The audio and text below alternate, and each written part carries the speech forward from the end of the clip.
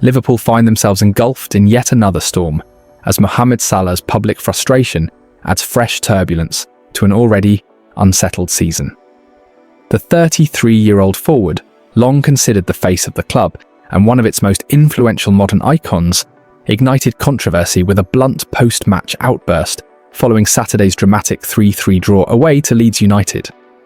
Salah was unused for the second time in 3 league matches, and while Liverpool squandered a late lead, Tanaka's stoppage-time equaliser merely served as the backdrop for a narrative now dominated by tensions between player and club.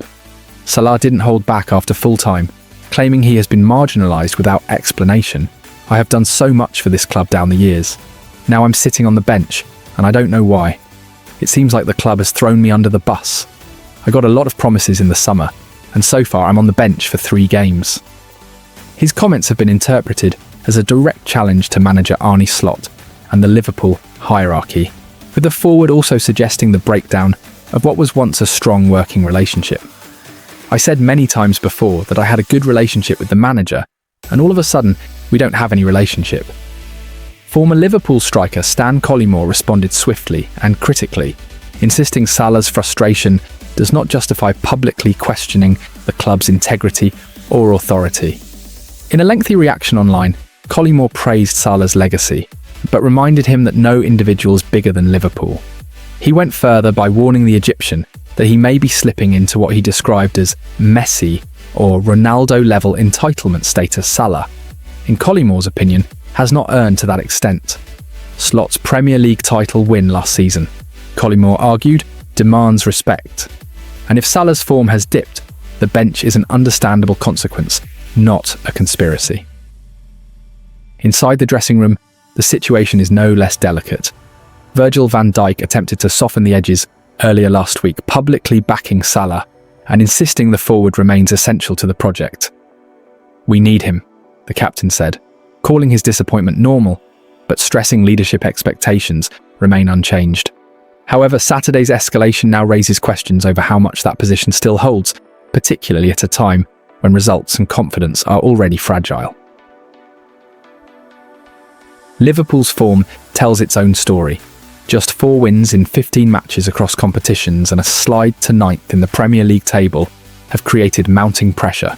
Slot and his staff are understood to be frustrated by inconsistency in performances and recurring lapses in concentration, while fans are rapidly losing patience with what increasingly looks like a campaign without clear identity or momentum.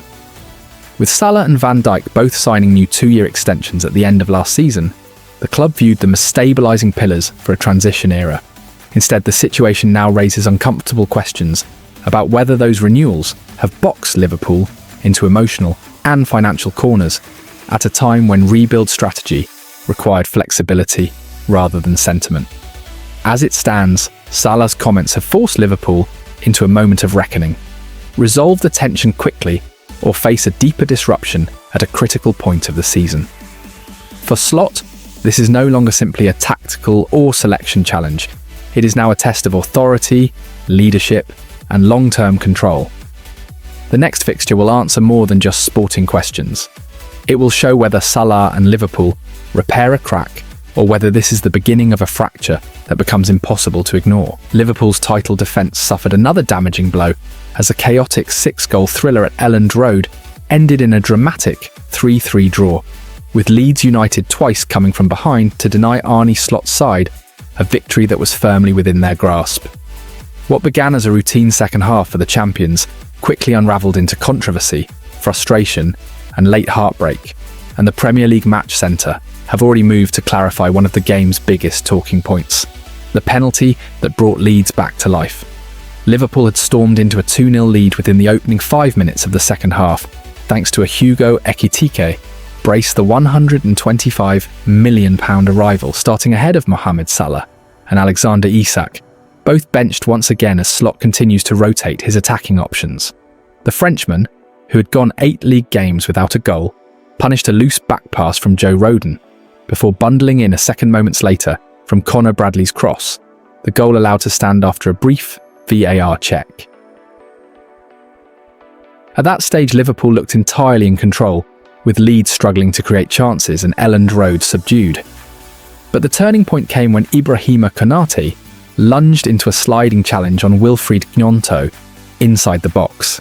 Referee Anthony Taylor initially waved play on, but VAR advised a review, and after checking the pitchside monitor, he overturned the decision. The Premier League Match Centre later issued a statement confirming the decision, saying Liverpool number 5 makes a careless challenge, the ball is in play. Therefore, my final decision is penalty kick.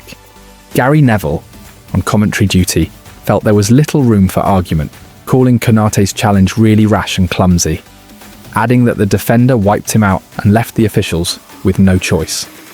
Dominic Calvert-Lewin made no mistake from the spot, and suddenly momentum and noise swung dramatically. Orally 2 minutes later, Liverpool unravelled again. Leeds moved the ball sharply through midfield, and Anton Stach powered home the equaliser, sparking a wave of belief that had felt impossible just 10 minutes earlier. Slot's frustration was visible, and the Liverpool bench fell silent as the home side sensed another famous Elland Road comeback. Liverpool did regain the lead when Dominik Szoboszlai finished calmly after a swift counter-attack, the Hungarian's celebration showing both relief and aggression, a release of weeks of scrutiny over his output further up the pitch. But even that wasn't enough. With 9 minutes of added time showing and tension rising, Liverpool failed to clear a corner, and substitute Ao Tanaka slammed home a dramatic 96th minute equaliser, completing another twist in a match that had shifted wildly in tone and tempo. Liverpool will feel this was avoidable. The first half had been cagey 13 attempts between the two sides, but not one on target. Curtis Jones clipped the crossbar with a long-range effort, and Virgil van Dijk headed over Szoboszlai's delivery, but the pattern was familiar and worrying. Slot's side have now failed to score before half-time. In 10 of their 15 league fixtures, only Nottingham Forest have a worse record. Yet the way Liverpool allowed a dominant position to collapse will concern their manager far more than another slow opening. Defensive lapses, loss of composure after VAR involvement, and failure to manage chaotic phases of the match left them exposed, and Leeds were ruthless enough to exploit it. For Daniel Farke's side, the result felt like a reward for resilience and belief. After taking Manchester City to the brink and beating Chelsea, Leeds have shown they are capable of far more than survival scraps. Tanaka's late strike lifted the stadium into full eruption and may yet prove vital in the relegation battle. Liverpool, however, walk away with regret and bruised confidence. 3 games now without starting Salah, a defensive unit prone to costly errors, and a midfield struggling to control games in key moments leave Slot with rising questions and shrinking margins. On a night full of momentum swings, officiating drama and emotional extremes, the only certainty was the final whistle. Feeling vastly different for each club, Leeds celebrated a point that felt like a victory. Liverpool left knowing it should have been 3 and may prove to be 2 drop they can ill afford.